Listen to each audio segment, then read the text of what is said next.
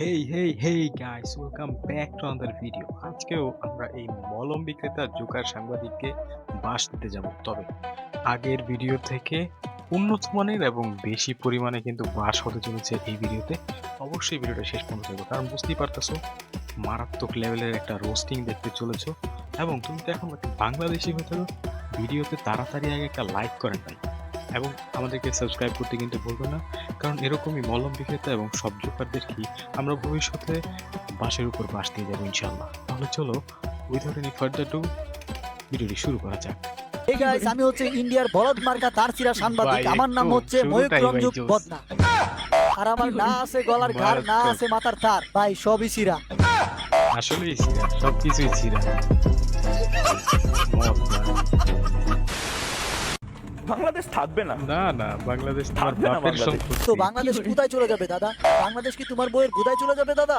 হ্যাঁ তাই তো আমার মুখ মনে থেকে হচ্ছে। এইসব কথা শুই না তোমরা হয়তো বা ভাবতাছো যে আমি ইন্ডিয়াকে রোস্ট করতে আসছি। দেখো ভাই, ইন্ডিয়াকে রোস্ট করতে আসি নাই, আমি আসছি হচ্ছে ইন্ডিয়ার কিছু মাদার চোখা সাংবাদিককে রোস্ট করতে আসছি, যারা কিনা সাংবাদিক কম, মলম বিক্রেতা বেশি। বানাইছে ভাই, আসুন আমাদের বানাইছে গাড়ির নিকট, দেখুন আমাদের মলমগুলো। একদম একটি মলম পাগলা বিক্রেতার মলম মতো আপনার ভাই। হাতে দিয়ে চ্যালেঞ্জ করি, মাত্র 3 থেকে 4 দিন।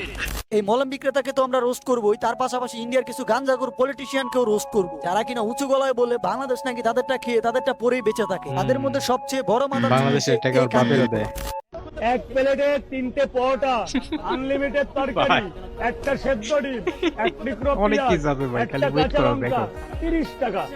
30 ভাই, মিলে টাকা, গেছে। যাতে হয় না ট্রেনের টিকিটও হবে না। এইসব গাঞ্জাখোর পলিটিশিয়ানকে আজকের ভিডিওতে রোস্ট করব without India. So hey guys, welcome back. I hope কি তোমরা সকলেই ভালো আছো এন্ড আমিও ভালো আছি। এন্ড গাইস, আমাদের আজকের ভিডিও টপিক হচ্ছে ময়ূক রঞ্জক বদনা। যদিও আমি এই মাথা মোটা বদনা। ময়ূক রঞ্জক ঘোষকে আমি চিনতাম না, কিন্তু রিসেন্টলি দেখলাম যে সে বাংলাদেশকে নিয়ে উল্টাপাল্টা কথা বলতে আছে। আবার দেখলাম যে উল্টাপাল্টা কথা বাংলাদেশকে বললেই নিয়ে ভাই এমন মানে সব কথা পরিচিতি বলতেছে অর্জন করতে যেগুলো আসলে চাইতেছে। মানানসই না। এই মূর্খ ময়ূক রঞ্জক ঘোষ বলতেছে বাংলাদেশের মানুষ নাকি হিন্দুদের উপর অত্যাচার করতেছে, আবার বলতেছে মোটেও বাংলাদেশের না। চট্টগ্রাম নাকি দখল করে নিবে, এন আয়, করবে, ত্যান করবে, আয়, 5 আয়। মিনিট নাকি লাগবে দখল ফেরি করতে দখল আয়। করতে, ইত্যাদি ইত্যাদি। চট্টগ্রাম যদি ভারতের অংশ হয়ে যায়, হ্যাঁ, চট্টগ্রাম ভারতের অংশ করার জন্যই তো আমরা বসে আছি। মগের জলদি চলে আসো, মুলুক। জলদি তাড়াতাড়ি চলে আসো। চট্টগ্রাম তোমাদের পাশা বরাবর দিয়ে দিব একদম একবার। একদম তোমার দেরি কিসের? জলদি চলে আসো মূর্খ ময়ূক রঞ্জক ঘোষ, তোমার নানির সাউয়া বরাবর চট্টগ্রাম দিয়ে দিব। একদম একদম সত্যি সত্যি দিয়ে দেওয়া হবে। বাংলাদেশ থাকবে না। থাকবে না বাংলাদেশ। হ্যাঁ, মাথা মোটার বাচ্চা ভাই, ঠিকই এটা বলছে। বললেই যে বাংলাদেশ হাসিটা আসলে উঠে। থাকবে না, বাংলাদেশ চলে যাবে, বাংলাদেশ উড়ে যাবে, আর বাংলাদেশের সমস্ত মানুষ ময়ূক রঞ্জক ঘোষকে পুটকি মারতে চলে যাবে। ঠিক, একদম 100%। বাংলাদেশিরা তারা হয়তো খেতে পারবে না কিছুদিন পরে। জি দাদা, 5ই আগস্টের পরে এখনো অব্দি না খেয়ে আছি দাদা। খালি দেখো, বিরিয়ানি আমার খেয়ে চেহারা আছি। কেমন শুকিয়ে গেছে দাদা। দাদা, একটা লঙ্কা, একটা পেঁয়াজ আর 100 গ্রাম গরুর মাংস পাঠাও দাদা। আমার কত গোষ্ঠী নিয়ে ইলিশ খাবো মাছ লাগবে, দাদা। ইলিশ মাছ, ইলিশ মাছ লাগবে দাদা। হ্যাঁ, বাংলাদেশ না খেয়ে মরবে।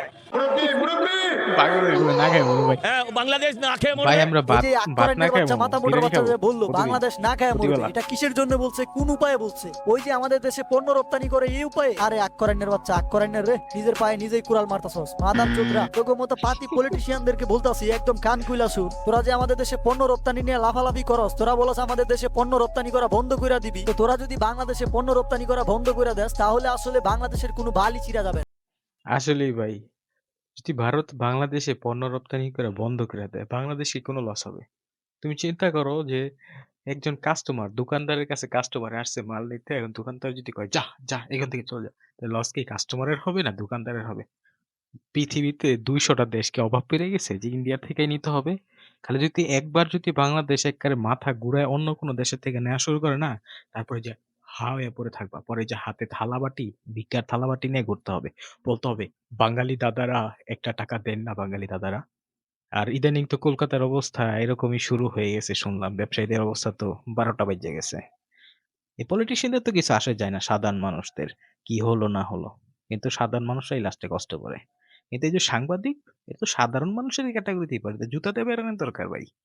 জুতা দিয়ে না বাইরেলে এগুলো জীবনও ঠিক হবো না। আগে জুতা দিয়ে একবার বাইরান, একটা ভিডিও ভাইরাল হোক, তারপরে না হয় বুঝা যাবে যে বাংলাদেশ ভারতের সম্পর্কটা কিরকম, আমরা ঠিক করব কি করব না। দেশ থেকে পণ্য আনি ওইগুলো টাকা দিয়ে কিনে আনি, ভিক্ষা আনি না, বুঝছ না এই বিষয়টা? সো যেহেতু আমরা তোগো দেশ থেকে প্রোডাক্ট গুলো টাকা দিয়ে কিনে আনি, সো আমাদের কাছে নিশ্চয়ই টাকা আছে, ওই টাকাগুলো দিয়ে সেম প্রোডাক্ট Yes, আমরা we অন্য have দেশ থেকেও money. আনতে পারবো, লাইক চীন পাকিস্তান থেকেও আনতে পারবো। সো পণ্য অবশ্যই। রপ্তানি বন্ধ করে দিব, বর্ডার বন্ধ করে দিব, এইসব বালের কথা বইলা লাভ নাই। যদি আমরা বাংলাদেশিরা ভারতের পণ্য না আনি, ভারতে না যাই, তাহলে ভারতের মানুষই না খায় মরবো। হয়তো অবশ্যই, তোমরা আমার এই কথাটা 100%। বিশ্বাস করতে পারতাছো না, কিন্তু এখনই বিশ্বাস করবা, কারণ কলকাতার মানুষ এই বিষয়ে কি বলতেছে সেটাই শুনো।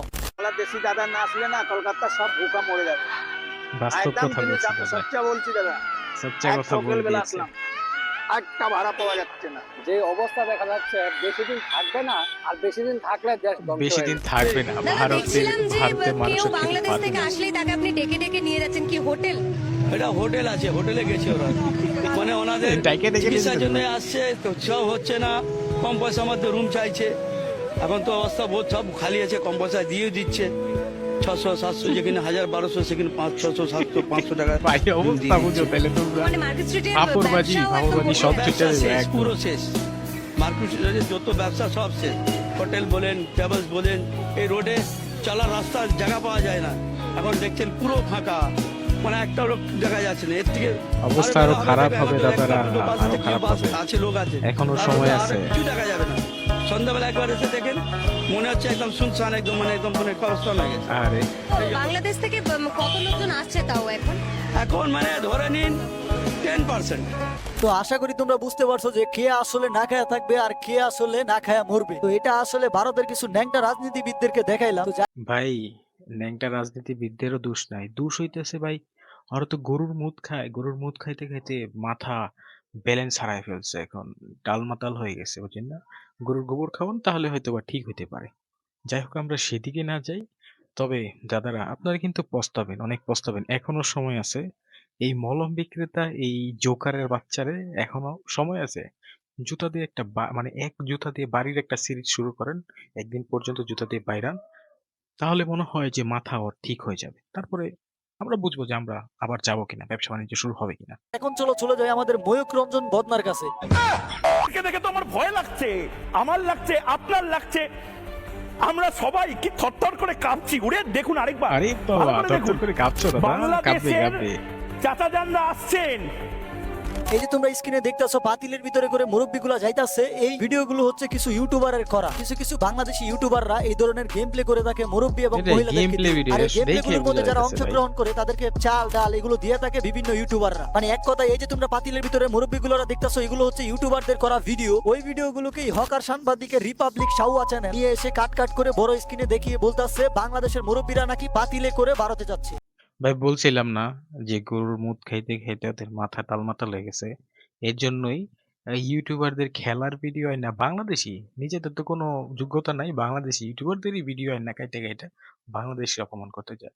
কিন্তু এই বুকারা তো বুঝে না, এরা তো হাদারাম, এরা তো ইলিশ মাছ খাইতে পারে না অনেকদিন যাবত, তাই মাথা মাথা নষ্ট হয়ে গেছে। বাংলাদেশের চাচা জানরা আসছেন। এই চুপ কর গারহীন চুতমারানি পোলা, হালার ঘরের হালা, কোন জায়গায় কি কইতে হয় ওইটাই জানোস না মাদার চুত। ওই বলতাছে কি জানো আরেকটা ভিডিওতে, পেঁয়াজের ভিতরে করে নাকি আমরা বাংলাদেশিরা পাকিস্তান থেকে বুম নিয়ে আসছি, বুম। এসব কথা বলতাছে পেঁয়াজের Republic ভিতরে Sawa করে? channel। Seriously? ওই পেঁয়াজের ভিতরে আবার বুম কিভাবে থাকে রে ভাই? সিরিয়াসলি? আচ্ছা জানো না যেহেতু এই জিনিস পেঁয়াজের ভিতর দিয়ে আনার দরকার নাই, আমরা ডাইরেক্ট আইনা তোমার ওই যে নিতম্ব দিয়ে একদম ঢুকিয়ে দেওয়া হবে, ঠিক আছে? ওই পেঁয়াজটা তোমাকে নিতম্ব দিয়ে ঢুকিয়ে দিয়ে দেখবো, টেস্ট করবো আগে যে মানে ফুটে কি ফুটে না। যদি ফুটে তাহলে বোমা ছিল, আর যদি না ফুটে তাহলে ছিল না, ঠিক আছে? আইসো বাংলাদেশে, আইসো, তোমার একটা টেস্টিং করে, একদম সুন্দর মতো একটা টেস্টিং করে একটা ভালো একটা রিপোর্ট লিখে তোমাকে মানে তোমার করে ভারতে পাঠাই দিব। ইলিশ দিয়ে দিব, সমস্যা নাই। 500 গ্রাম ইলিশ দিয়ে দিব না দাদা, সমস্যা নেই। এসো। দেখলাম, আরেকটা এসে ধুমকুত্তার মতো চিল্লাইতাছে আর বলতাছে আমরা নাকি ভারতের চাল খাই, ভারতের তা খাই, ভারতের তা খায়া নাকি বাইচা থাকি। ভারতবর্ষের চাল খাবে, ভারতবর্ষের এই আলু হয়। খাবে, ভারতবর্ষের দাদু, পানি খাবে, heart attack করবা, heart ভারতবর্ষের attack করবা। বিদ্যুতের আলো নেবে। আর আমরা এটা মেনে নেবো নাকি? হ্যাঁ, আমরা এটা মেনে নেবো? আমরা কি সব ধ্বজভঙ্গ আছি নাকি? হ্যাঁ, এই যে ঠিক একটা একটা কথা কিন্তু সত্য বলছে, ধ্বজভঙ্গ এগুলি আসলেই ভাই ধ্বজভঙ্গই, ঠিক আছে? বইলা ফেলছে, মুখ ফুসলে সত্য কথা বাইর হয়ে গেছে।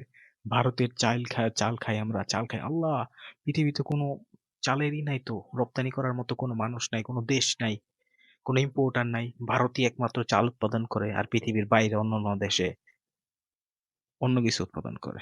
আশা করি বুঝতে পারছো তোমরা। সো হ্যাঁ গাইস, এই ছিল আজকের ভিডিও। আশা করি তোমাদের ভালো লেগেছে। ভালো লাগবে না মানে? অবশ্যই ভালো লেগেছে। আমি 100% শিওর যে তোমাদের ভালো লেগেছে। ভালো লেগেছে বলেই তোমরা এখন একটা লাইক বাটনে ক্লিক করবে এবং আমাদের এই ইউটিউব চ্যানেলটাকে সাবস্ক্রাইব করবে। কারণ ভবিষ্যতে হয়তোবা এর থেকেও মারাত্মক আরো উন্নত মানের বাঁশ নিয়ে আমরা হাজির হব এই মলম বিক্রেতা এবং এদের সাঙ্গপাঙ্গদের জন্য। সেগুলো যদি দেখতে হয় তাহলে কিন্তু অবশ্যই আমাদের সাথেই থাকতে হবে। সাথে থাকার জন্য সাবস্ক্রাইব করা ছাড়া আর কোনো উপায় নেই। তাহলে I will catch you on the next video. Till then, take care and bye bye.